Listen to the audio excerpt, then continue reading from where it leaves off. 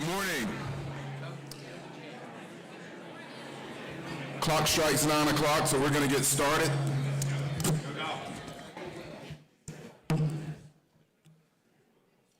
Welcome everyone to Rising Farm this morning. Hope you've enjoyed the property and all of the amenities it offers, and we'll have more time to do that this afternoon. And so at this time, we will call to order the 309th meeting of the Board of Governors for the State Bar of Georgia. I will remind you that the meeting is being live streamed, and as a friendly reminder, this meeting is open to the public, members of the media. Only board members who are present in the room may vote, and we're using our Point Solutions platform. And so you'll be using a clicker to vote. If you do not have a clicker, please raise your hand so that we can get one to you. If you're choosing to vote using your mobile device, use only one device. We are not a vote early and vote often organization. And if you need assistance, please raise your hand. We do have a few hands all over the room, actually, for those who have a green label who are able to vote. So the staff will assist you in getting a clicker. And while they do that, and as you may recall, in an effort this year to introduce and have us know better our YLD members, I've asked that YLD deliver our pledge and our invocation for our meetings. And so this morning, and they will introduce themselves in more detail, but this morning I'm pleased to call up Missy Torgerson and Taylor Wilson for our Pledge of Allegiance and our invocation.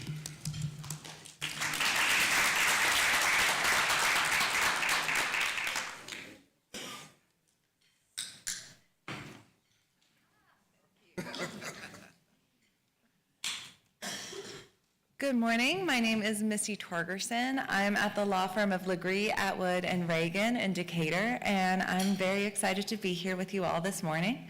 We'll go ahead and get started with the pledge.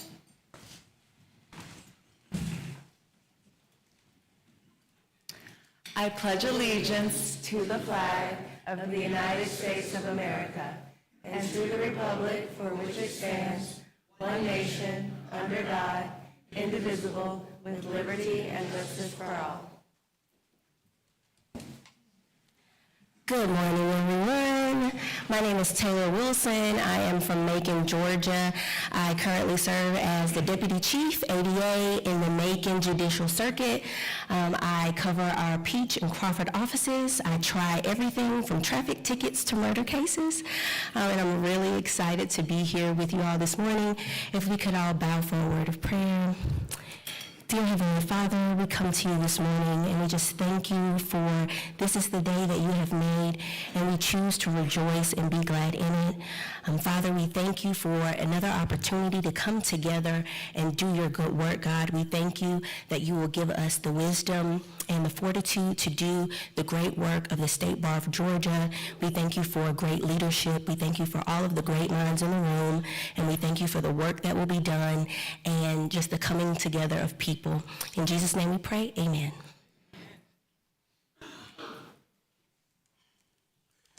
Thank you, Missy, and thank you, Taylor, for your participation today. And please get to know our YLD members, many of whom are here today, a little better. Let me recognize our special guest we have with us. From the Supreme Court, we have Justice Charlie Bethel.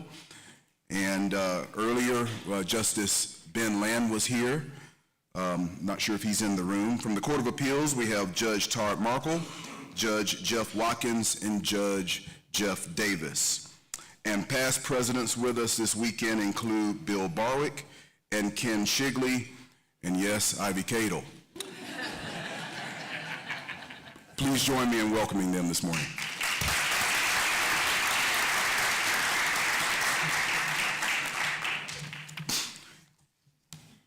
I'll direct your attention to page 5 of your board book and our future meeting schedule. We look forward to seeing everyone at our mid-year, which will be at the Omni Hotel at the Battery, January 15th through the 18th of 2026. In the spring, we will go to Lake Oconee, to the Ritz-Carlton in March.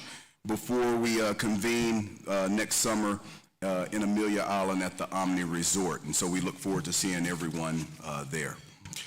We'll now call on our secretary, Shariki Jones, for the roll call.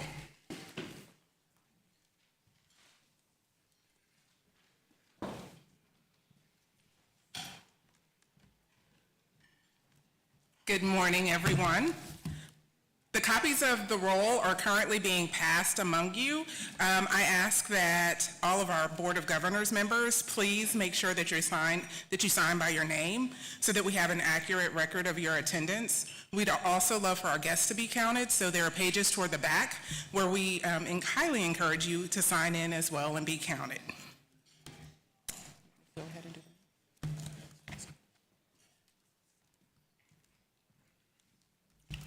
Thank you, Shariki. All right, everyone have clickers? Because we're going to move into some action items. Anyone need a clicker? All right. Are we ready? We're going to start with a poll test question, just to make sure these vote counters are working. And the question is, what is your favorite season?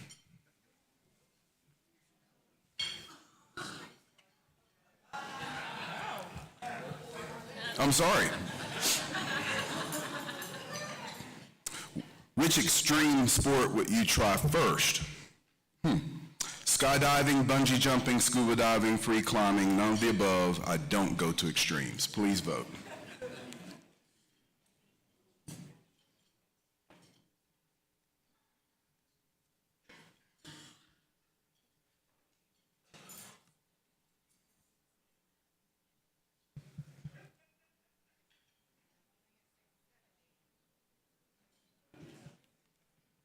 "70 responses in. All right, let's see the results there.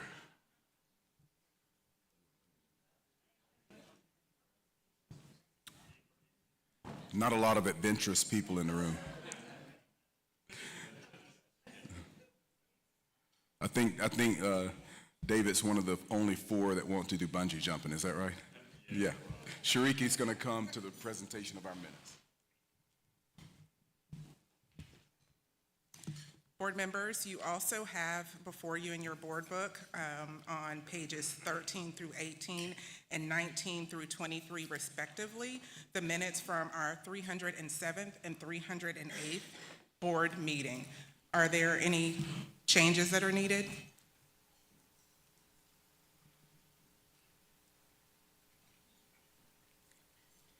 Hearing no corrections or amendments, Mr. President, turn it over to you.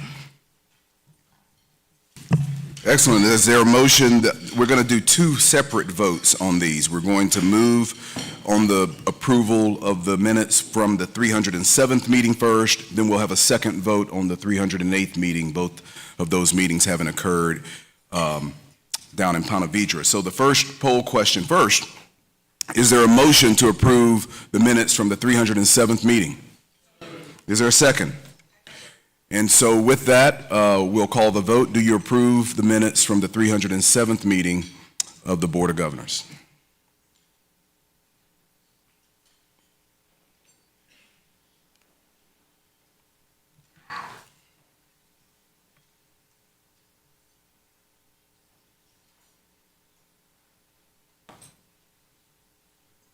Votes closing in 3, 2, 1.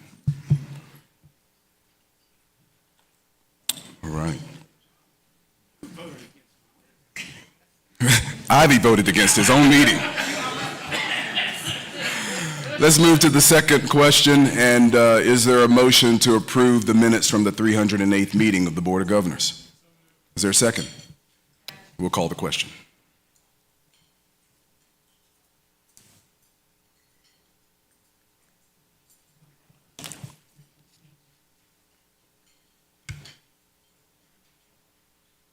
All right, and we'll close the poll. Thank you. At this time, our General Counsel will come forward with proposed changes to Rule 4-203.1A, the Uniform Service Rule. Russ?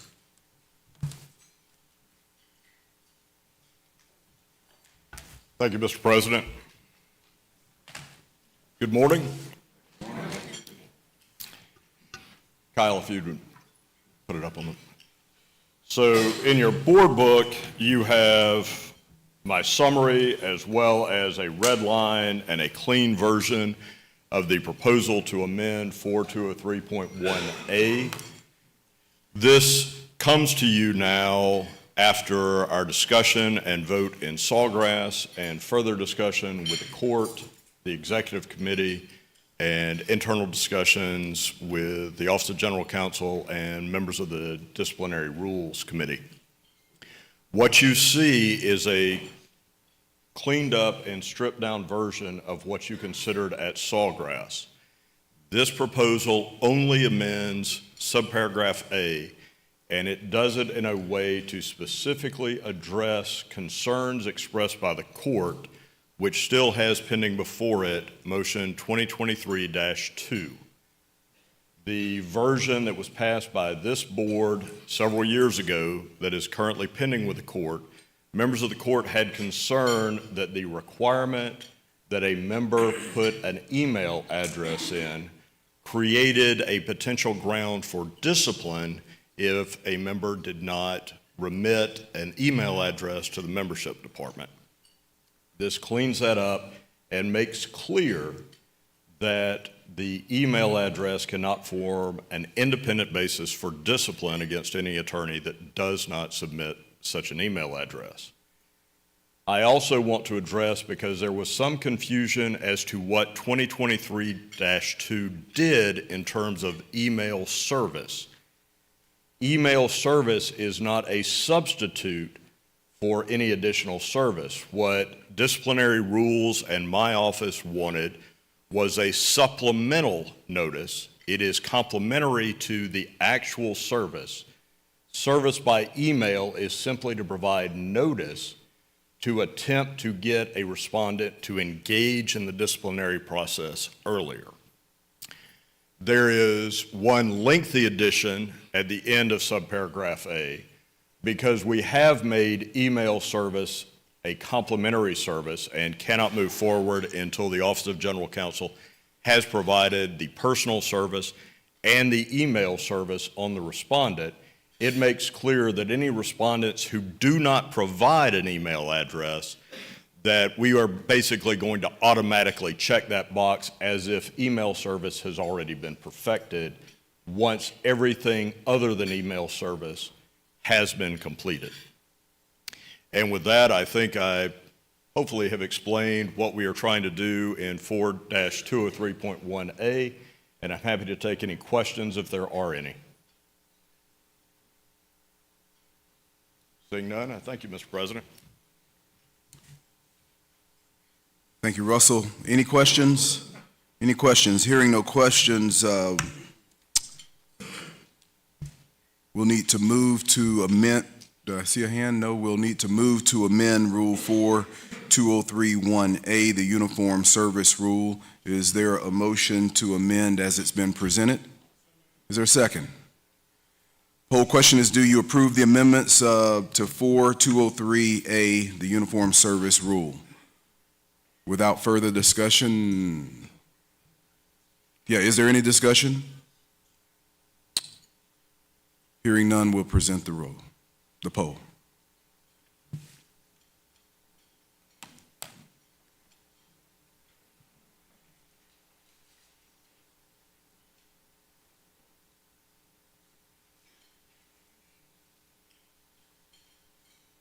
We'll close the poll. And the amendment is approved. Thank you. Bill Neesmith will now come with proposed changes to certain section bylaws.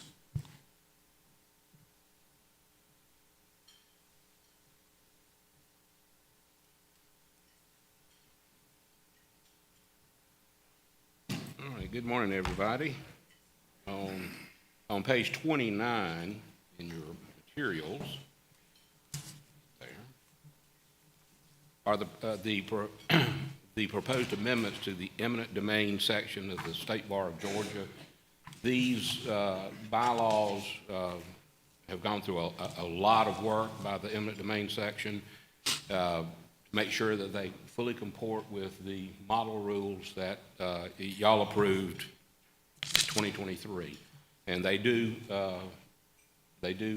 match the model rules. They comport with all of the provisions, and so they are acceptable based on the ones that y'all have provided. So we just need you to approve it. Any questions for Bill regarding these section bylaws? Hearing none, is there a motion to approve the amendments to the eminent domain section bylaws as presented? Is there a second? Is there any discussion? Hearing none, we'll publish the poll.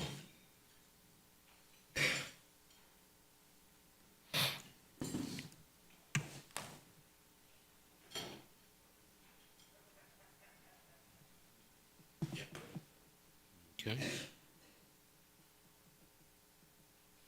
We can close the poll. Those amendments are approved. All Bill? right, and Real the next one property. is the real property law section. Again, this is one that has taken a lot of time. These are very active sections within the state bar, and so these have been worked and looked at, and they are also in compliance with your model bylaws, and should be they should be accepted because they do exactly what it was that y'all wanted in 2023. There may be some minor changes to them because some of these sections, especially when they are sort of a busy section, they may have some little added things that they put in there, but they don't change the bylaws overall.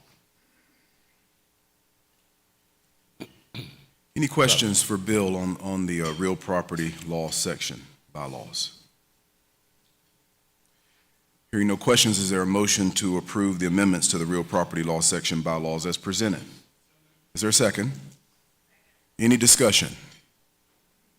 Hearing none, we'll publish the poll.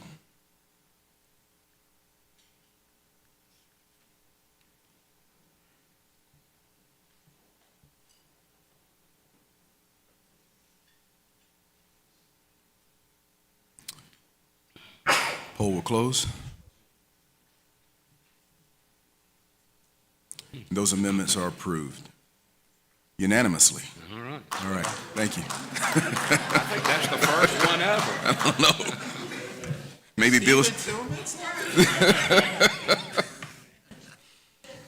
As president, I have the privilege of making appointments to certain boards and committees, and today I'm asking you to entertain appointments to the State Disciplinary Board and the State Disciplinary Review Board. For the State Disciplinary Board, to an at-large seat, the appointment is to Terry Gordon of Decatur for a term ending in 2028, and to the State Disciplinary Review Board from the Middle District of Georgia, Alex Shally from Columbus, with a term ending in 2028. Is there a motion to approve these appointments? Second? Any discussion? Please open the poll.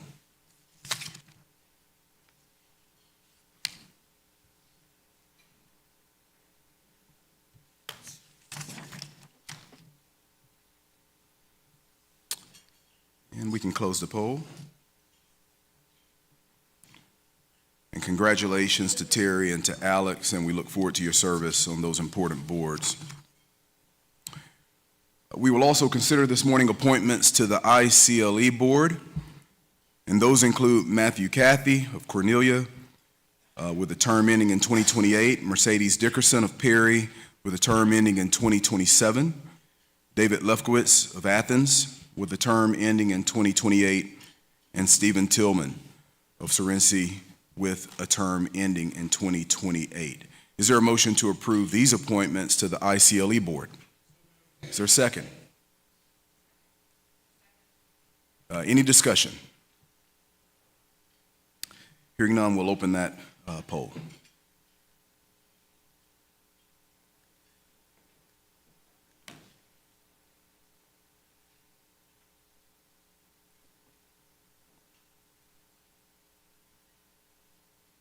And we'll close the poll. And those appointments are approved. Thank you.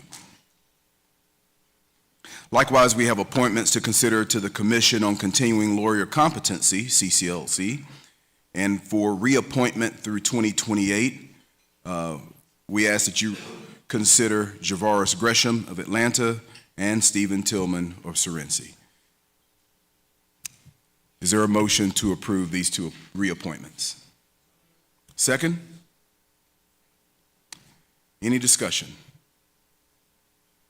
So please vote on the poll question. Do you approve the Commission on Continuing Lawyer Competency appointments as presented?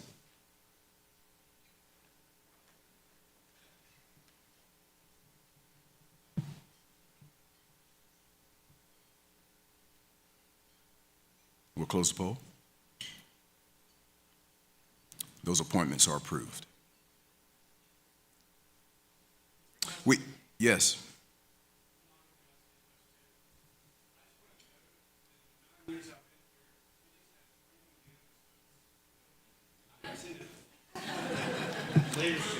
Working together works. We have one more action item, and for that, we'll call on Jennifer McNeely to come up for the Advisory Committee on Legislation, new legislative proposals, and an action item. Jen?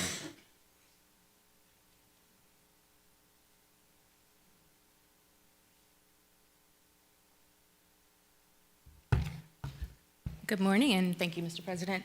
The Advisory Committee on Legislation met on September 30th of this year and heard from the Professionalism Committee, who presented a proposal in its request for the bar's support of a resolution recognizing April 2026 as Legal Professionalism Month. The committee unanimously voted to pass the measure to bring before this body, and so now it is before you, Mr. President.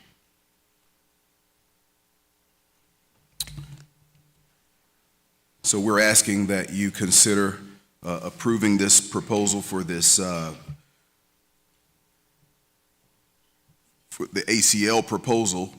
And first, we need to handle a killer question. And so the question would be, is the ACL proposal support for a resolution of the General Assembly recognizing April 2026 as Legal Professionalism Month as presented, germane to the scope and purposes of the bar?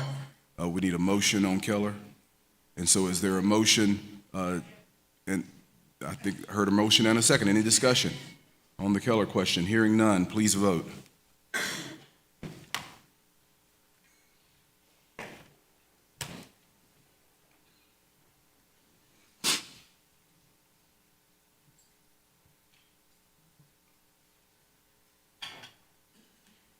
And we can close the poll.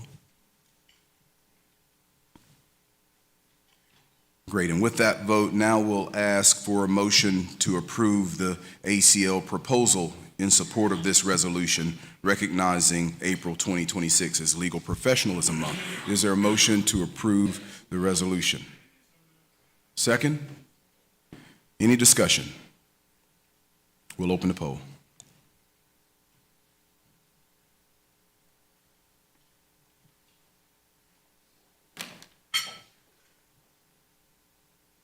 We can close the poll.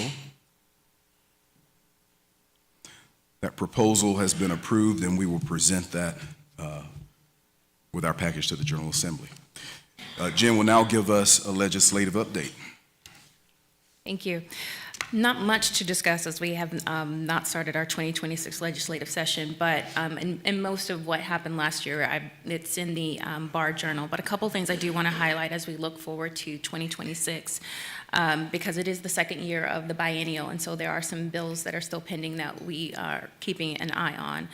Because this will be a year in which there will be a lot of movement with respect to midterm elections, we do anticipate that there will be some interesting bills that may come up that may affect members of this bar. Particularly, some of the issues that we know may come up will be HB 910, which is a sports betting bill. That bill will likely take up a lot of room this year potentially for some of our members. Another, as well as the HB 902, which is an insurance rate transparency and accountability bill. This bill is in response to last year's SB 68 and 69, and so that's a bill that's going to potentially move this year, and so we'll definitely monitor that and report out on any developments. Another bill of significance that we are watching is SB 215, which is a bar restructuring bill.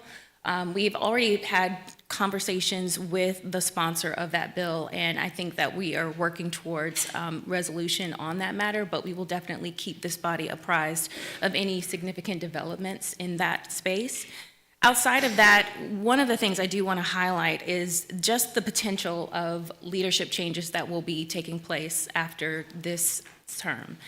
Several of the lawyer legislators, currently we have 36 right now between the House and the Senate. We have at least 10 of those who have decided to run for higher office or other office, which will put us almost below 20 lawyer legislators in the Georgia General Assembly. And that's going to make sure that for our part, we want to make sure that we build those relationships with those who are remaining. But if we encourage you in your sections when you're meeting to think about ways when you see legislation that we send out to your sections and you think there's a concern, to reach out to me and let us know if there's things that you want us to discuss, because there's going to be a gap in understanding of some of these legal issues and the nuances of that. And when you have those, that's where potential things could come up. And so we want to make sure that our relationship with those who are remaining is strong, that they know that we're here as a bar to help in answering questions. And so we may call on sections to be supportive in that way. And so I ask that you all just make sure you reach out to me if you hear something, you see something, let us know, so that we can stay apprised of what's happening and be on the front of those things and be a friend to the General Assembly before things get too far. If you have any other questions or things or concerns, please feel free to reach out to me. My information is obviously on the bar, but I'm always here and available, ready to answer questions. And you have a question?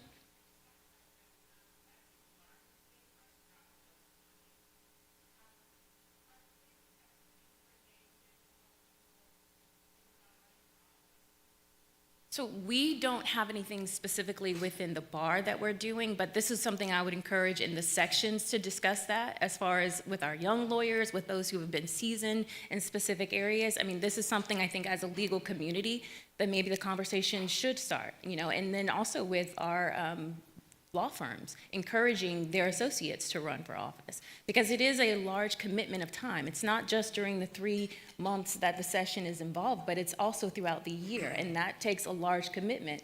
And so when you've got billable hours, especially as a younger lawyer, you don't have time to do that. If you own your own practice, that means time away from your practice, time away from building that money. And so, I mean, those are all things that we have to consider within our profession and what we think is important. And so I think that is something that this group and our sections and our committees should consider and focus on. Any other questions? Yes. Hey.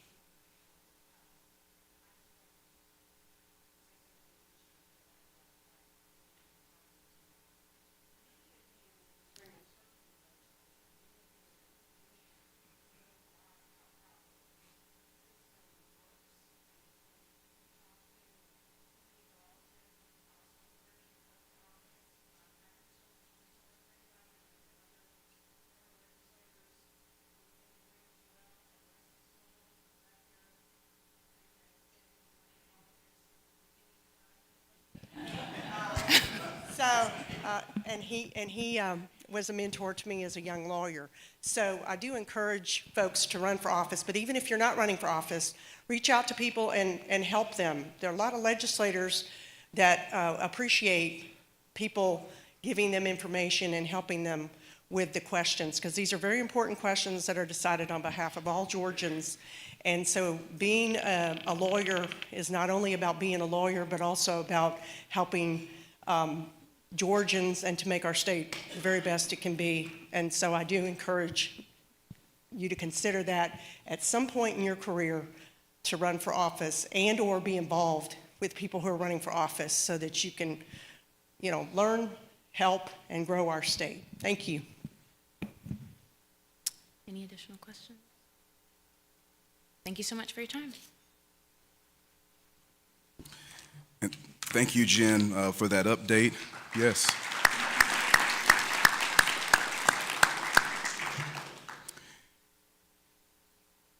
thank you for the great work that your office is doing, and I do want to recognize Rusty Sewell, who is in the back of the room, and Rusty, we thank you for your partnership with the bar. And the last comment, yes, we need more lawyer legislators. Obviously, our numbers are dropping, but one thing that we can all do in this room, even if we're not running for office, is we can be engaged.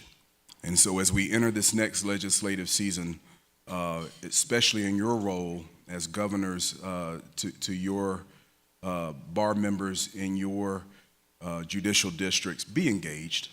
Be in touch with your lawyer legislators, whether they're lawyers, be in touch with your legislators, all of our legislators, whether they're lawyers or not, to help improve upon the legislation that will come before them. So that's my encouragement to you.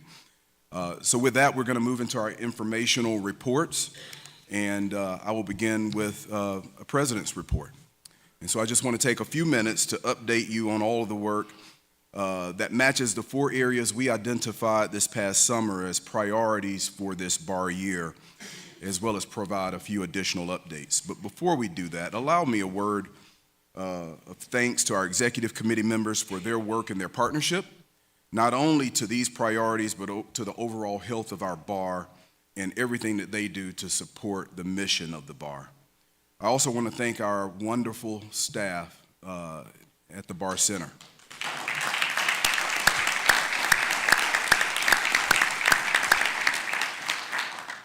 Not only at our Bar Center at 104 Marietta Street, but also in Tipton and Savannah. And of course, we see them at our meetings that we show up, and they make sure that we have everything that we need when we are here. But until you've had that opportunity to work one-on-one with them throughout a bar year, I don't think you fully appreciate the hard work and dedication that they have to our bar. And they're extremely committed to this mission, and so we say thank you for everything you do to help us meet our goals.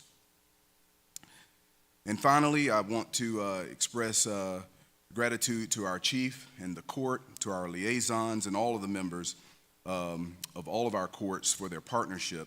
They do provide value and meaning for the work we do, and we're grateful to work together with them in ensuring the protection of the public and improving the quality of legal services in our state. I'll tell you that I was recently in South Carolina at the Southern Conference of Bar Presidents, and I learned much through the programming, enjoyed meeting bar leaders, but one thing I did already know, and it was just highlighted, and I'm comforted by knowing that we do, I believe, have the best court in the nation as a partner. We have a great, healthy working relationship with our court, and that relationship is pivotal to the operation and success of this bar, and so we thank the court. Now, you'll recall that the 4 pillars of work for this bar year include a continued focus on the operation of this organization, a renewed focus on the work product of our volunteer groups, especially our committees, and a strategic focus on the future of the profession through emerging technologies. And lastly and fourthly, our role as lawyers, and in particular as it relates to the concept of the rule of law. And I'm pleased to report that we are already making progress in all of these areas. With respect to bar operations, the first priority was the continued evaluation of the optimization of the bar and its resources and assets. And this work has been happening, and it happens every day by our bar staff. It's also a paramount task of our finance committee, our executive committee, programs, personnel and audit committees, and partnership with stakeholders groups. Since the start of this bar year, we have been focused on assessing what our year-end financials showed us, and we finalized plans for necessary investments in our bar center for this year. We have been particularly aggressive in inviting new tenant and new rental opportunities to fill the capacity that we have at 104 Marietta Street, and I've personally been a part of regular updates and calls with our current broker, and we've actually leveraged some personal relationships in that industry as we continue to seek these potential opportunities. We've also taken a serious, and we continue to take and seriously focus upon our parking operations. We're evaluating our current provider to make a determination on whether they are effectively optimized. And we've received another proposal from a partner that may enhance the use of technology at our parking operation, with the hopes of seeing a slight increase in return for the bar. We've already seen an increase in our parking revenue last year, but we want to be sure we aren't leaving anything on the table. But do not fret. Whatever decision we make, you will still park for free. Soon that work will focus on budget planning for the upcoming year, and while we feel confident in the day-to-day management and operations, we never want to take for granted the need or value of our bar members. Therefore, we will not only continue to look at current programs, but we're asking our current vendors and partners to show us where the value is and to provide us with why we shouldn't explore additional options, such as we've just explained with our parking operation. And as I mentioned at our annual meeting in my remarks, I remain confident that we are in the right place and that we are moving in the right direction. I also told you in Ponte Vedra that we want to make sure that our bar committees and our work groups are effectively operating. And in my role as an officer and on our executive committee, I recognize that our committee work is the engine of the bar in the process of bringing services and improvements to our bar members. So with this new bar year, we worked diligently to ensure that the makeup of our committees was right and that the members were making contributions. We've charged all of our committee chairs with being sure a good product is being delivered this year, one that is consistent with the mission and the description of the chair's purpose. Last year, we passed a rule to ensure that we were able to get this work accomplished with a relaxation of the quorum requirements, so that all of our committees should be engaged in the business of moving forward on their respective missions. We've asked that these committees keep clear minutes, and as a first, our bar staff liaisons had a comprehensive orientation where we explored how they can best support the committees. So as you can see, the committee work remains a primary focus of how we will move things forward this bar year, and I look forward to the work these groups will provide in this coming year. I also said in June that it's important that we remember that an efficient and responsive bar means staying abreast of emerging technologies. We continue to make incredible progress in that direction, working mainly through the Committee on Artificial Intelligence and Emerging Technologies that have branched off into additional subset of committees with a direct and intentional focus on AI and the use of technology matters that affect the profession, and in some instances that respond to matters that we can't plan for or anticipate. And I still ask that you'll be on the lookout for your AI toolkit, which should be unveiled pretty soon for your use as attorneys, and I encourage each of you to read every case that you have cited in your brief before you file it.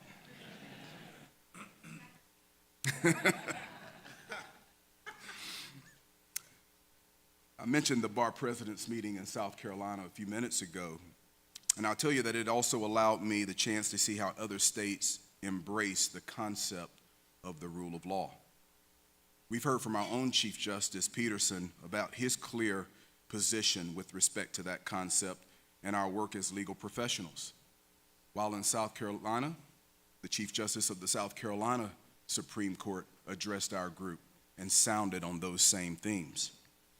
I made the commitment to also keep it top of mind through our partnership, supporting the next generation of lawyers and citizens that will navigate the system of laws our country has created. And to that end, I've attended a recent Journey Through Justice program at the bar. And if you've not done that, please, if you're downtown and have the opportunity to see our high school students that come through the Journey to Justice program, stick your head in. You'll be inspired. I've had the opportunity to speak to and remind those youth how important our systems of laws is and why it's important to them. We are currently revising key elements of those programs to keep legal professionalism and adherence to our ethical and professional rules top of mind for the next generation of lawyers. So thanks to Sarah, Rich, and to Deborah for their attention in this area. That is the brief update and President's report on all the things that have already happened early in this year and the progress that we've made in the few short months since our annual meeting. And I look forward to continuing this work, working with you all of you in the coming months and coming back to you at our mid-year to share our continued progress. And so in closing and recognizing that it is football season and we're gathered here on a football Saturday, I offer this encouragement. Go Dogs and rise up.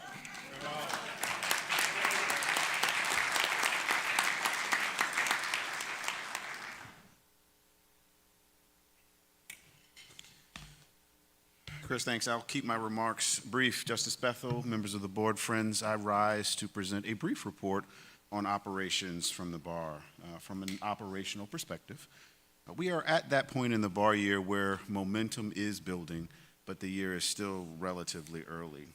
Not long ago, we closed the books on last year, and our auditors are fully engaged in their work. The first 2 months are closed as well, and I can report no surprises and no significant concerns exist. Our teams remain focused, our operations remain steady. And most important, our mission and service to members continues to guide everything that we do. In short, I feel we're in a better place operationally than we were this time last year. But let me highlight several areas of note. First, the rollout of the Center for Lawyer Wellbeing is advancing rapidly. Our work in supporting that mission, that area ranging from communication with new members to support for inaugural CLE to next step planning and execution, has been good.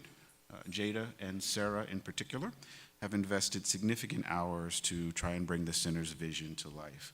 But we are particularly grateful for Javon's leadership as chair and the board's guidance.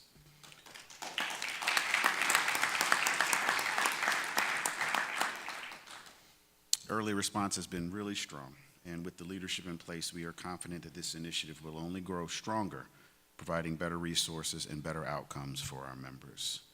Along similar lines, the formation of the Senior Lawyers Division is moving quickly. While not yet official, the steering committee is active and preparations for bar support are well underway. And many thanks go to Bill Gentry and his team for their forward-looking leadership in that area.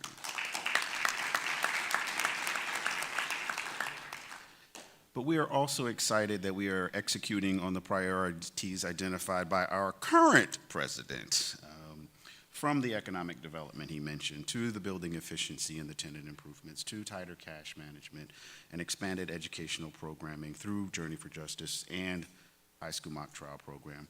Our progress has been tangible. And these efforts are not always visible, but they strengthen our foundation and keep us aligned with what we need to do in the future. Looking ahead, we're still waiting on a final order to the CLE rules changes, but we feel good. You'll recall this board made recommendations for changes last year. Since then, extensive revision and redlining and refinement has brought us close to a final product.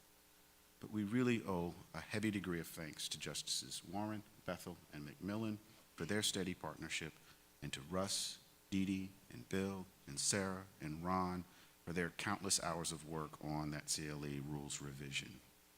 Once the order is issued, we are fully prepared to communicate the rules changes to our membership. In fact, I particularly want to commend Sarah and Jennifer and Dee Dee for a communications plan that is both detailed and nimble and ready within hours of the order's arrival. So, finally, today, the only thing I want to do is draw your attention to our annual report beginning on page 231. Now, in its fourth year, this combined data-driven snapshot reflects both the operational health of the bar through our member services, administration, ICLE, and the work of the Office of the General Counsel. It does a lot of things for me, but it is particularly a reminder of the scope of our services and the trends shaping that work. So please take a look. But before I close, I also want to extend some thanks to our officers for their vision and their commitment, to our managers and staff for their grit and their grind, and then especially and always to the meetings team for their outstanding work each time. So thanks to all of them, because each of them demonstrates daily what it means to serve with excellence, lead with purpose, and make our bar better. So thanks to them. So that concludes my report. Thanks also to you all for your continued leadership and support. What questions can I answer? Hearing none? That's it, Chris. Thank you. Thank you.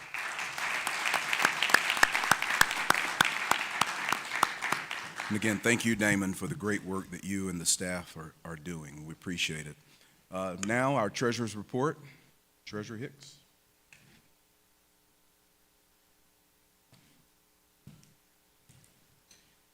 Good morning. I don't have a cute iPad like Damon, so I have my computer with me. I'd like to turn your attention to pages 47 and through 104 in your board book.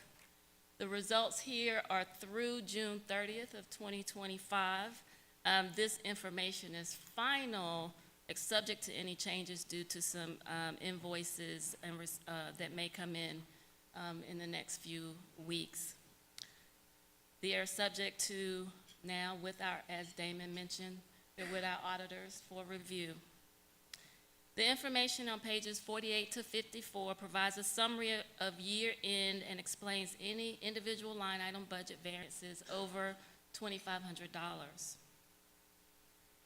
In summary, the following are highlights of the year ended June 30th, 2025. For the 2024-2025 bar year, excluding the bar center, this information does not include the bar center, we budgeted a loss of $1,288,225. However, we realized an actual gain of $181,742 instead of a budgeted loss, which is a swing of $1.4 million. This difference is a result of very hard work, effective management, and resource optimization, as well as savings realized in the following items: salaries and related personnel costs, certain reimbursable expenses, reduced bond, premium amortization and investment service fees, savings in bar journal costs, negotiated savings in building insurance costs and expense, savings in printing costs, savings in supplies, savings in seminars and trainings, and savings in furniture and equipment. In addition, included in income is an unrealized gain in the investment portfolio, along with ICLE realizing slightly more in net program revenue than was budgeted. However, these savings were an offset by some increased and increasing expenses. We have seen significant increases in costs associated with meetings, both design and industry-driven. We saw an increase in our expenses associated with software licenses, state disciplinary board panels, website design, contract labor and contract programming, additional software costs, and additional costs associated with the new membership database. As it relates to the bar center operations, we incurred actual loss of approximately $574,745, when a gain of approximately $147,800 was budgeted. This was the result of audio, video, furniture and equipment costs, and building rehab expenses that were greater than the increase in rental revenue and income recognized for the unrealized gain in investment portfolio. Prior year results, whether favorable gains or unexpected expenses, should not be viewed as indicative of future performance. That said, we do anticipate continued pressure from additional unplanned or rising costs related to building maintenance, operations, rehabilitation, and upgrades. As you know, our building is not that young, so it needs some things. Additional resources, the parking deck continues to be profitable, as mentioned earlier.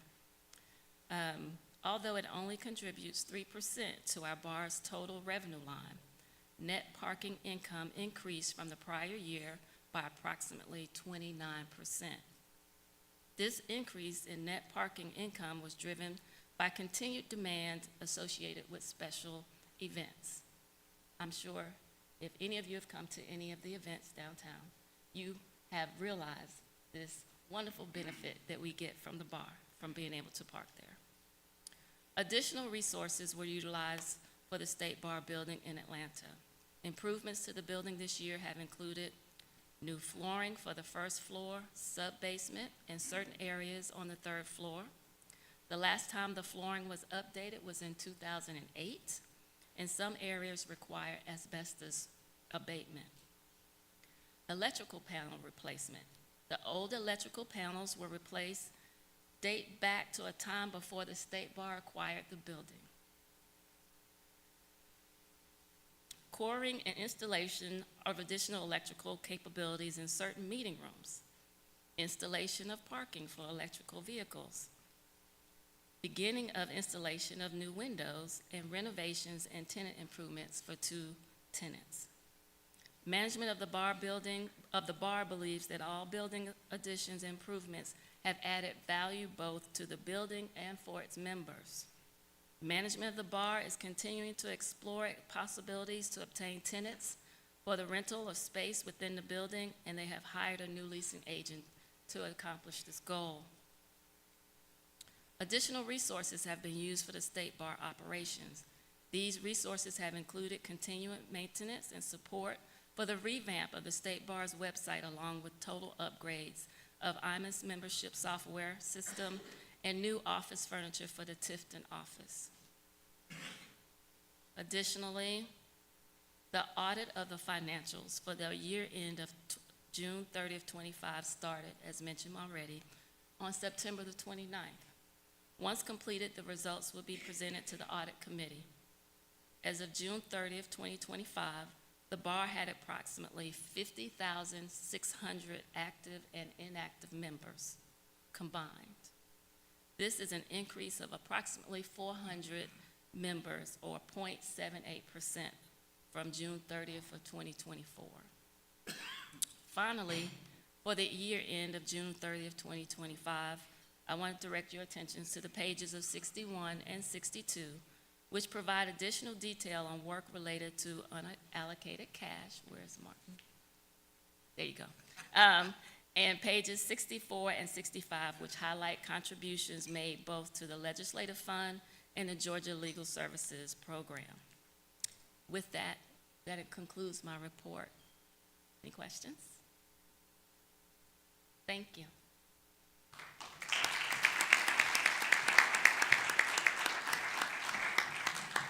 Thank you, Javon. Now we'll hear from YLD. President Cox.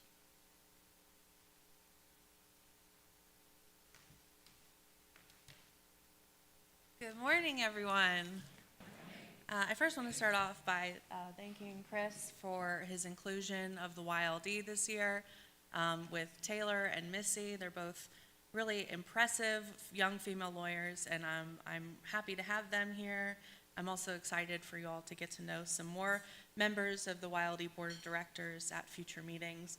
But also, Chris has taken some extra steps to include the YLD in committees and on his board, and so thank you for doing that.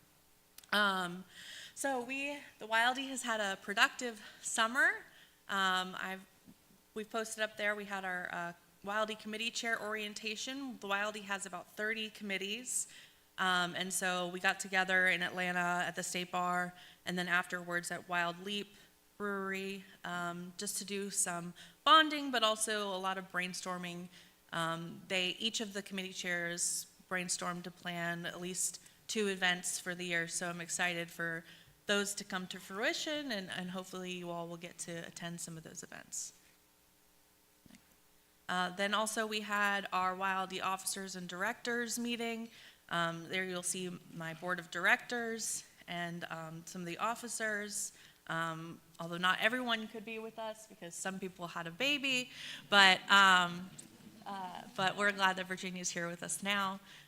But we had a great time. We did a lot of planning, and we set up some good relationships between the directors and the committee chairs. We also went river tubing on the Broad River in Athens, and I may have traumatized a few of the board of directors with some outdoor activity. But I had a fantastic time, and that's what matters. So I also want to tell you about the Wildy Signature Fundraiser. Officially, tickets are live. If you'll go to the next, we can come back to that. Officially, tickets are live. Will you go to the next slide? Thank you.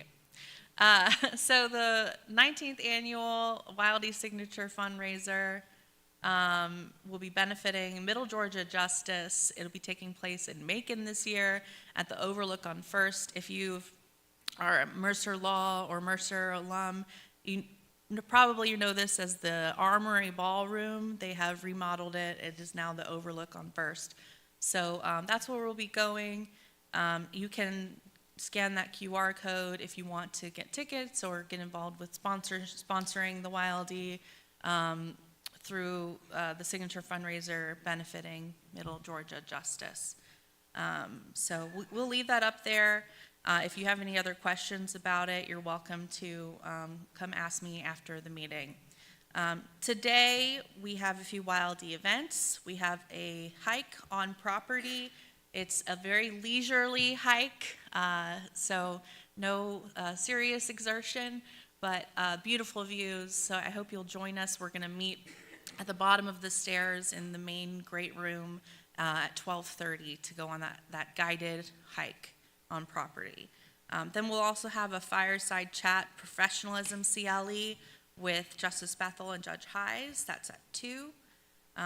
And the Wildy General Session is going to be at 4:30, so I encourage you all to join us for those events. And then if you want to register for it, the Wildy has a dinner under the stars at 6:30 tonight. We'll have a few Wildy blankets available if it's a little cool for people who are attending. Lastly, we're going to have an informal watch party for the Georgia game. It's going to be downstairs in the TVs in the great room and restaurant area. Just follow the noise. That's where we'll be. I also wanted to tell you, you probably noticed on your way in a bunch of food boxes near the registration table. We are currently having a donation drive for Georgia Hunger Ministries and Backpack Buddies. So if you were able to donate any of those items, thank you very much for contributing to the cause. Also some people donated money, which allowed us to buy items to pack as well, so thank you for that. If you were not able to donate an item, but you are interested in donating some time, tomorrow morning at 9 a.m. we'll be meeting in the Dogwood Room to actually pack those Backpack Buddies. So you're all welcome to join. You don't have to register in advance. Just meet us at 9 a.m. in the Dogwood Room. Lastly, we can go to the future meetings slide. Sorry, I went out of order, guys. We will be joining the Board of Governors at the Omni Hotel at the Battery in my hometown, about a mile from my house, so I'm really excited about that short commute. But you can look for more details to come on the Wildy. We'll be having a CLE. Our IP committee, Corporate Council Committee, and Sports Committee are working on a CLE with the Council for the Braves. And then we also have our standalone meeting will be in Asheville, North Carolina, April 24th through 26th. We will be joining with the North Carolina Wildy to do some across the border networking and some labor in the community. We'll be doing some service project there. So that's all that I have. I encourage you to read materials on page 110 of your board book to find out more about what our committees have planned for the year. Thank you so much.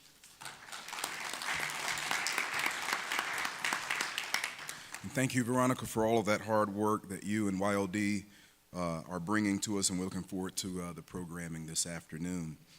Next informational report we'll have, we'll ask Bill Neesmith to come back up to preview the proposed fee arbitration rule amendments.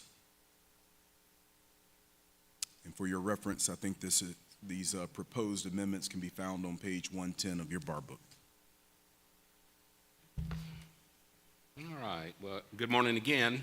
I have David Lips joining me up here. I don't want him behind me. but Backing you up. I have David up here because David has been involved with the fee arbitration committee for the, or department for the state bar for 25 years, and he really knows fee arbitration inside and out. So, I used to know it, I forgot most of it. well, I was nice and didn't say that you were there when the department was still on the arc. But this proposal comes from the fee arbitration committee, and so it's taken about a year, I think, for us to get this, pretty close to get this together. And really what the main difference is, what we used to have is we had a system that was somewhat wonky. It would, if somebody wanted to have, like a client wanted fee arbitration, they go and submit a petition. The petition would come in, and if jurisdiction was accepted, the lawyer could either agree to be bound or not agree to be bound. And so, but the arbitration goes on. If the lawyer says, oh, I won't be bound, the arbitration still went on. So it was sort of an odd system. We moved that to where it was completely voluntary, and you'll see in a minute with the slides that we've got, is that arbitration just nosedived. I mean, we went from 102, I think, hearings before, and then all the way down to 5 or 6 or something like that. So because this is, most of you probably have not had any experience with fee arbitration, it may not have happened to you or anything like that, or you may be an arbitrator. But what this is proposed to do is to make arbitration to be mandatory. So if a client files a petition, and remember there is a committee who looks at that petition and decides whether to accept jurisdiction, and I can tell you often they don't, because they look at what, you know, they'll look at the petition and they'll say, no, this lawyer did what this lawyer said this lawyer was going to do, and they earned this fee, and there's nothing for us to arbitrate. And so, if this proposal was approved by the Board of Governors, then what it would do is that if it was accepted, then everybody would have to come, everybody would have to go through the arbitration process, and everyone would be bound. So you wouldn't be able to have a choice, no, I don't want to be bound. So if you file a petition, you agree to be bound. If you are the lawyer on the other side, you agree to be bound. So we've also had some gaming going on with this, the way the thing is now. We have some lawyers that try to use fee arbitration sort of as a collection agency, which is not what we're intended to be. And then we have some lawyers using fee arbitration to collect money from other lawyers. And so we don't mind that, but we've added a provision that if it's going to be lawyer to lawyer, then you need to pay the arbitrators. It should not be a free service like we do with clients. So that's sort of that's what this is about. And so let me just show you. Well, that just tells you what it is, and I just told you what it is. So, and some of the benefits of it, where it's, you know, it's confidential binding, that sort of thing. But another benefit that's not up there is that a lot of times fee arbitration, when the lawyer goes into fee arbitration, it prevents a bar complaint. I mean, sometimes the client is satisfied with the outcome, and then they just move on. And so in that regard, that is a benefit, you know, for any lawyer that, that participates in fee arbitration. So let's see. And you can see we have some statistics up here. There are 9 mandatory fee arbitration programs, and then some have, well, South Carolina it is mandatory if you accept and agree to do it. Oh, good. And then, of course, petition can be by either the attorney or by the client. So if you're having a dispute with a client, you can always say, you know, we can go into fee arbitration. As a matter of fact, we have at least one, well, way more than one, but we have one lawyer for sure that would always tell the client, you can go to fee arbitration, you can go to fee arbitration. And when they go to fee arbitration, he'd say no. And he did that all the way up until the day he passed away. So, yeah, well, it wasn't fee arb's fault. But it was okay with us. Yeah.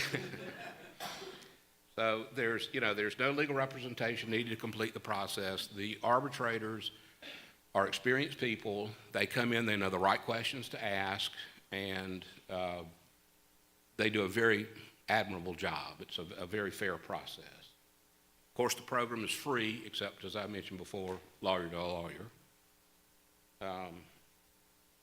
So the pre-rule change between January 2001 to 2021, 34% of the respondents did not agree to be bound.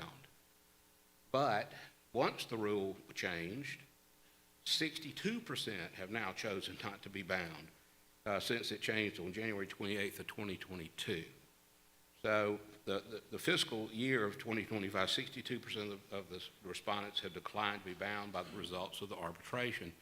So because we have taken it away, at least it was a quasi-mandatory before, we have so many people saying, no, I'm not going to do it, I'm not going to do that. So this gives you an idea of our hearings. Here's 2018 and 2019. You can see we had 102. Then you got COVID, so we have a drop. And then you see it starts moving downhill till finally we went from 102 to 9. So the fee arbitration program is really teetering on the brink of not existing anymore, simply because we need to make a change to these rules. So, David, I'm going to let you tell anybody anything you want about this. Well, I did want to mention that the change that was made in 2022 to make it a consent-only program, there were people who advocated for it because they believed it should be kind of like in the corporate world, contractors would put in their contracts, if we have a dispute, we will go to arbitration. They would even put in specifics of who the arbitrators were and who paid and where it would be. And so the thought was that since we're using the arbitration code for enforcement, maybe we should look at the same way that industry uses it. It sounded reasonable, but it didn't work out. Of course, the contractors make this agreement ahead of time, thinking that both sides are going to perform properly and there won't be an arbitration. And when there is an arbitration, they've already consented to it. That's their method to resolve the dispute. Here, the lawyer gets the opportunity to decide after the fact whether or not to participate. And so when they get into a fee dispute, the client has three options. They can sue. The average petition is $4,000, and you really can't hire a lawyer to do a $4,000 suit against another lawyer. They can file a bar complaint, which doesn't usually result in them getting any money back, but it does aggravate the lawyer, and it aggravates the general counsel to have to look at those things. Or you could do a fee arbitration. If you agree or not agree after you've already decided what the dispute is, why would you agree? So allowing them to wait until they see if it's going to be in their interest to consent or not sort of wreck the program. So we want to go back to lawyers need to participate in the program instead of getting crossways with their clients. This is originally, program was created by the Supreme Court 45 years ago. So it's their project and they're in charge of it. We're just going to send the rule change over. But this is just an information item. So if anybody has any questions, we'll try to address them. And we invite you to let us know if you have suggestions for changes for the rules that are in the book. One thing I wanted to point out, this other slide about frequent flyers, is we do have some lawyers out there that when somebody files a petition for arbitration, the lawyer looks at it and says, I don't think I can win this one, so I'm not going to be bound. Then they look at another one and go, oh yeah, no problem, I'll be bound on this one. So they're picking and choosing. And so you can see we've had 3 of our frequent flyers have been disbarred. And one of them had 9 fee arbitration cases, the other one had 6, and both of them said no, they're not going to be bound by it. So they're sort of gaming the system. If you got any questions about this, or after you read it and read it again, and come up with any, if you have suggestions that how you think it ought to be fixed or changed or whatever, please email me and I'll see to it that it gets to the fee arbitration committee, and we'll take it all into consideration and try and bring you back a final product. And we'll answer questions at this time. That's good news. Yes. Lawyers always going to be bound and have to participate in this, no matter what they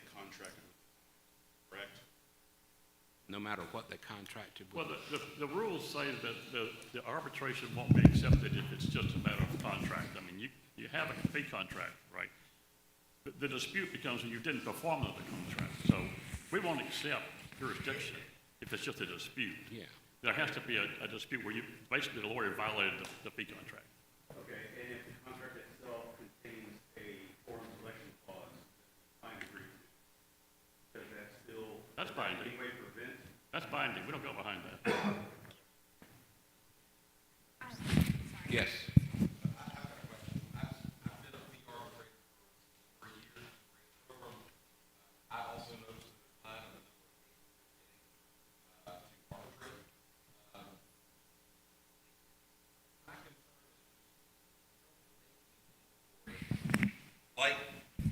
Thanks, I didn't know I needed that. My concern is in terms of making it mandatory on the lawyer, right? Are we not going to be essentially forcing lawyers, particularly small town shops, to go from litigating a fee dispute in a superior court where they may have litigated the underlying dispute and would want that case to be, to having it in binding arbitration by an arbitrator they didn't elect? Look, this program is for the protection of the public, not the protection of the lawyer. The lawyer benefits because the arbitration process is confidential, and so it's better for the lawyers. And there are 13 states that have some variety of this, which this is not uncommon. But yeah, the choice whether I want to argue with my client in superior court, and if they have a lawyer, in a litigation atmosphere where I practice regularly, versus having a confidential, free arbitration is a no-brainer. Well, it depends. I mean, it's free and great if the lawyer, does a good job for the client and prevails at the arbitration. But if the panel that gets assigned to the case, feels like the lawyer's fees were high, even though they were totally in line with what the lawyer contracted to do with the client, I don't know. I would just see a potential problem for lawyers ceding authority over, negotiating their fees to the arbitration panel mandatory. I mean, my understanding was that it was always voluntary to participate from the lawyer's Jack, perspective. I don't know that there's a distinction between ceding the authority to a superior court judge or to a panel of free arbitrators. The arbitrators do this regularly. They're trained. You do them yourself. Sure, but the lawyer, right, in that circumstances is making that choice when they're contracting their how their fees are going to be based with their client. Some lawyers say, hey, if we have a dispute over fees, we're going to go to fee arbitration. I'm going to participate in that process. Other lawyers say, hey, I want to litigate any contractual dispute over our fees. We want to litigate in the Superior Court of XYZ County. That's what we have now. The rule since 2002 gave the lawyer the option. Correct. We want to take that away because we see what the effect is. The people in this room don't have those disputes. If you have disputes with your clients, you work them out one way or another. There are 30,000 active practicing lawyers. We get 600 of these things. There's not that many, and most of them are resolved by the staff before they ever get to the arbitrators. I mean, look, we have 100 arbitrations a year out of 30,000 lawyers who have how many transactions? It's not that frequent of an issue. So once we did what you're suggesting in 2022, it just crashed because I would still negotiate with my client. And if they wanted to file an arbitration, I would go to the arbitration and I would put my case up and I would pay if I was ordered to make a refund. But I have the option now not to, and so the people who are mistreating their clients, who are overcharging, those are the people who are declining to be bound. And there's 62%. That's a majority of the respondents. And again, I'm totally supportive of the program, having served on it for several years as an arbitrator. My only point to consider is that we don't want to undermine lawyers' ability to contract with their clients for their fees and sort of, cede that determination over that in any case upon the election of the client after the fact to an unelected arbiter like myself. Well, thanks, and we'll take all that into consideration. And I do want to make one point, is that it's not just the lawyers bound, both sides are bound. I think we had a question from Katie Leonard. Sorry about that. I just wanted to kind of piggyback on what Jack said. He and I both do family law. And so family law is a frequently arbitrated, or prior to the change, it was. I feel like I'm screaming into this. No. No? Okay. I am also a fee arbitrator, and I joined the panel in like 2017, 2018, and I got a bunch of cases, and then they all disappeared. And I was like, I don't know if I'm off the list or what. So thank you for explaining that. But now I'm a solo practitioner, and I have a fee arbitration clause in my fee contract. And so I don't know if this is good feedback or not, but from being on the panel and arbitrating family law cases, which they encouraged us to join that because they needed more family lawyers on the panel, I won't do it. I would not agree for it to be mandatory, because I'll tell you why. I hear what you're saying about the bad ones, right? But there's a lot of good ones too. And when we contract with our clients, we have a very lengthy fee agreement that says we bill by the hour, and this is how we calculate our time, et cetera. And what I kind of observed in the fee arbitration panels was two things. One is lawyers that weren't billing for their time. Their clients weren't receiving bills. They weren't explaining the charges. That to me is a contractual issue between the lawyer and the client. Like, if I'm telling you I'm going to give you an invoice every month, and then I don't, and then I'm not explaining where your escrow account has gone at the end of the day, and I'm asking for more money, and I'm not explaining to you why, that's an ethical issue in my mind. The good lawyers that are doing those things, what I noticed was the clients just don't want to pay the fee. And a lot of times that's based on the result. So what I noticed in the fee arbitration panel is, for those of you that don't know, the panel is made up of two lawyers and a lay person, right? And so I get that. That makes sense. You want to make them feel like it's balanced. But the lay person, like when I was on one panel with this little old lady that just came in out of like middle of Georgia because it was like something fun for her to do that day. She had no idea of the legal process. And so I had good lawyers come in that were all of the cases I arbitrated were all family law cases by just coincidence. And she had no idea of the legal process. And I had, from my district, people coming in and saying, this is what this judge did, and this is what this judge said, and this is why I gave the client the advice I did. And I'm like, yep, makes 100% sense. That lawyer earned their fee. And the layperson would be like, I just think that sounds really high.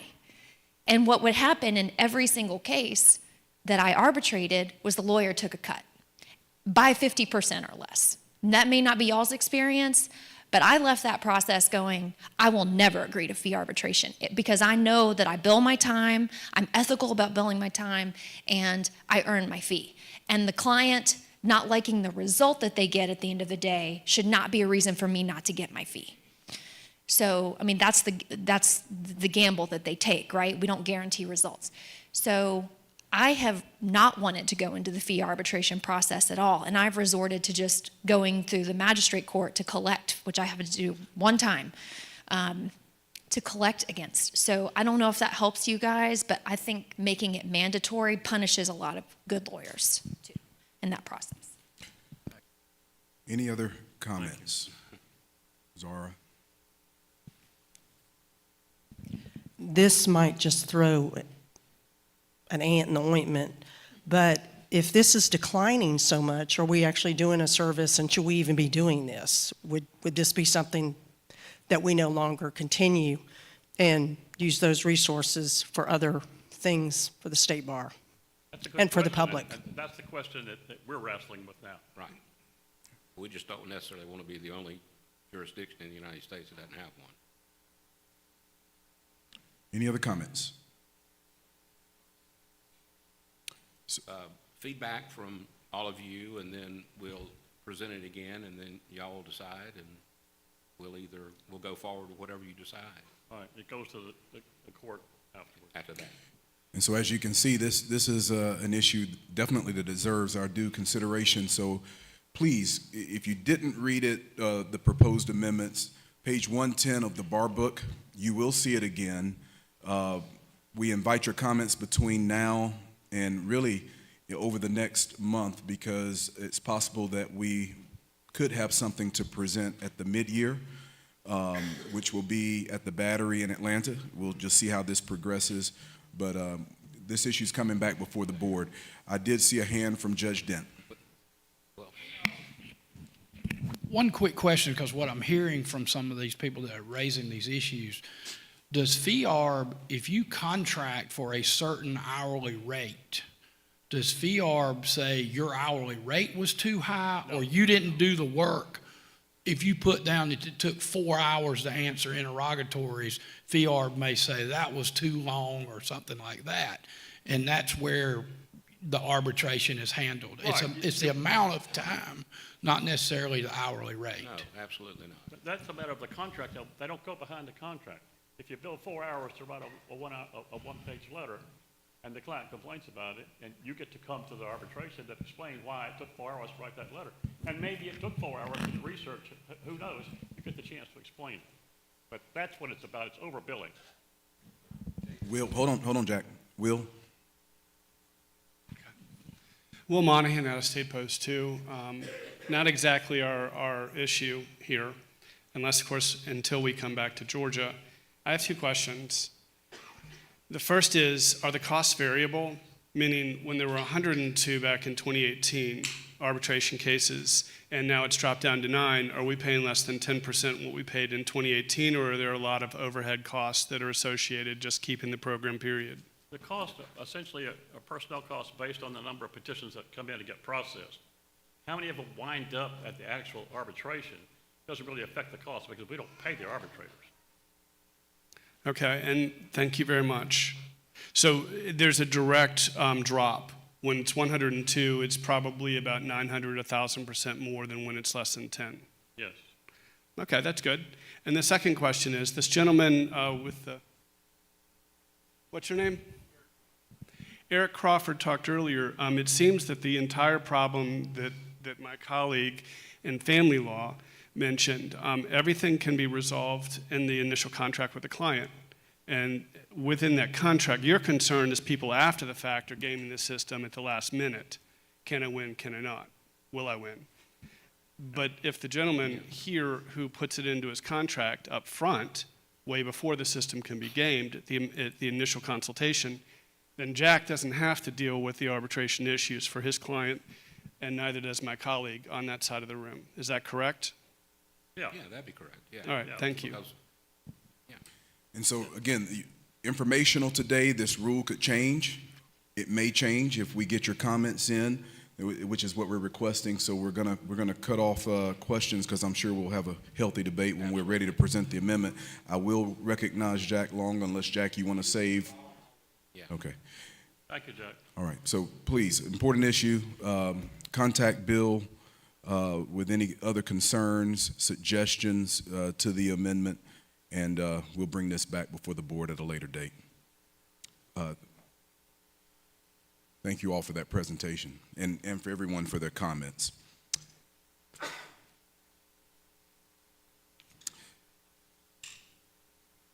We move to the written reports. I commend to your reading those written reports found on pages, between pages 226 and 304 of your board book.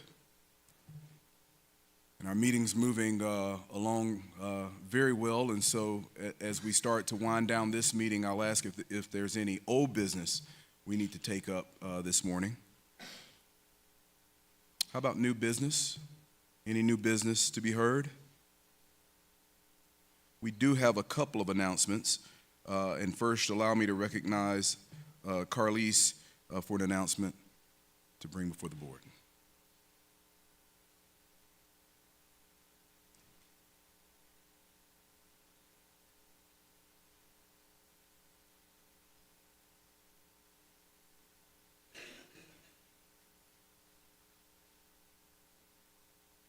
Good morning. Good morning. I hope everyone is well. My name is Carlise Graham, the Executive Director of the Chief Justice's Commission on Professionalism. Always I want to start by thanking our chair, currently Chief Justice Nels Peterson, and our commission members for their work. You'll find a detailed report about the work of the Chief Justice's Commission on Professionalism and the State Bar Committee on Professionalism, chaired by Carlos Villela, in your board book, and I encourage you to read that. Today, I just want to, as a brief announcement, remind you that nominations for the Benham Awards are open. I have flyers that you can share with your bar members. There's some on the registration desk. I have more if you need them. But I would encourage you to, if you have not seen an announcement in your local or voluntary bar newsletter or circulating among your circuit members, to please let them know that nominations are open through November 11th. Anyone can nominate, including non-lawyers. So if you're a member of a nonprofit, civic organization, PTA, Rotary, Kiwanis, faith-based organization, let the staff or the ED know that they can also submit nominations. And before I sit down, I do want to take a moment to thank the current chair of our selection committee, Michael Hobbs, our planning committee co-chairs, Latoya Williams and David M. Pauley, our fundraising chair, Jaron Lawrence, and our honorary chair this year, Jeff Smith, and the Georgia Legal History Foundation, our fundraising partner for this event. But please think about lawyers and judges in your community, the good ones who don't overbill their clients or don't have us in the news. We need to highlight that too. We need to let the public know, which is one of the reasons Justice Benham really highlighted these awards when he was chief, is because there is so much good that lawyers do outside of the courtrooms, outside of the transactional tables, just in our communities, helping people because of the skills and knowledge they have as lawyers. So please think about the lawyers who do that. Help us to highlight those for our communities, and thank you for your time and attention. Thank you, Carlos. Next, allow me to call on Judge Shondina Morris for an announcement.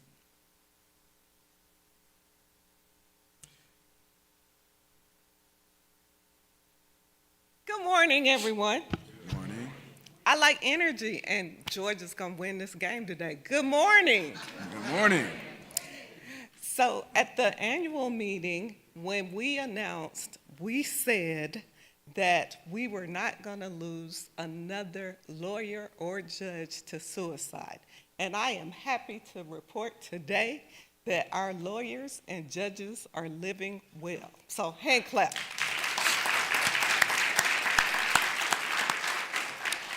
Now, this is because of all of you. We have been engaged, we have been focused, we have been using our SIX, and we have been joining our Center for Lawyer Well-Being, and we need to continue to do so. So my ask for today is that as we end the year on November 2nd, which is Sunday, November 2nd, at Piedmont Park, Out of Darkness, we are asking that you please come out and support. It is a 2-mile walk. It is beautiful. Bring your friends, bring your family, bring your fur babies, and just come and walk and support us. We have our own wellness team. So please come out. You'll have a great time and enjoy your time here. Thank you. Thank you, Judge Morris. Any other announcements? I will announce and remind you that the YLD CLE, a fireside chat with Justice Bethel, begins at 3 p.m. today. Is there any need to go into executive session? Hearing none, we've come to the end of this meeting, so the meeting is adjourned.